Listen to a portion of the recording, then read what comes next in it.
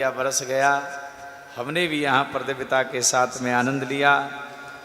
श्री परीक्षित महाराज आज गंगा जी के किनारे पर विराजमान हैं और उसी समय भगवान श्री सुखदेव जी का मंगलमय आगमन हुआ है।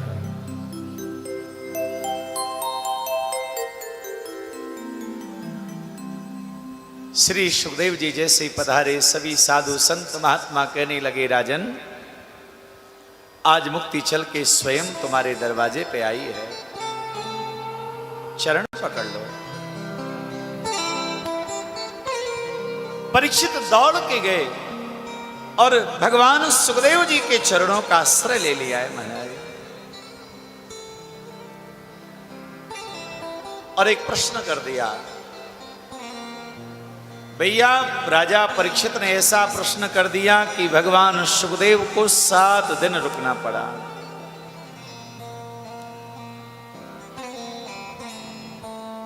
अत प्रक्ष्यामि संसिद्धि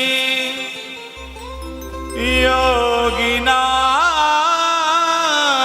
परमं गुरु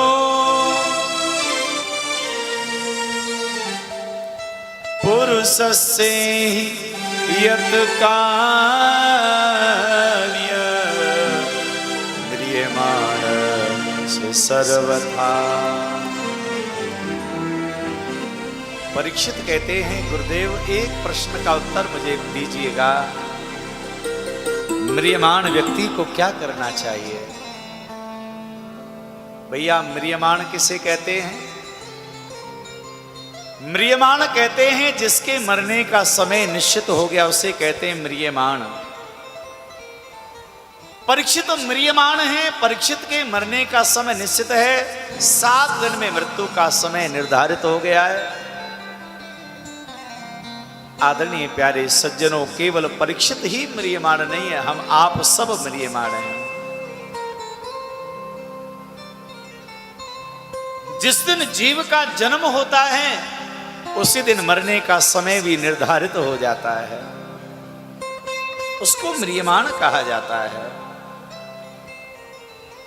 भगवान सुखदेव कहने लगे, राजन तुम धन्य हो।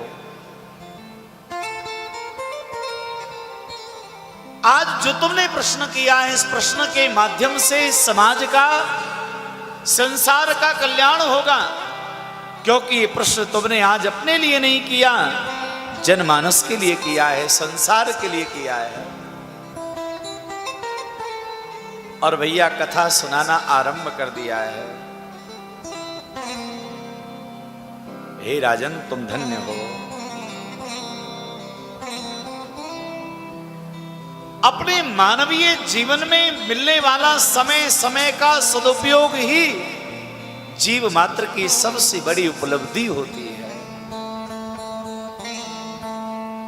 बाकी तो संसार के इस मानव का समय ज्यादातर सोने में व्यतीत हो रहा है। निद्रया ह्रियते नक्तम् व्यवायेन छिवावयम् दिव्याचार्थे या राजन कुटुंबो भरणेन वा। समय जा रहा है सोने में, लेकिन गोस्वामी जी कहते हैं कि अज्ञान की जो रात्रि है, मोह की जो रात्रि है, इस मोह की रात्रि में जीव 24 घंटे सो रहा है, अज्ञान की रात में सो रहा है। तो कहा भैया ये जागता कब है? जितने समय भगवान की कथा में, भगवान के कीर्तन में, भगवान के मंदिर में, भजन में, सत्संग में रहता है, मानो ये जाग रहा है। और सत्संग भगवान के दर्शन कथा से अलग रहता है, तो समझ लीजिए कि ये सो रहा है।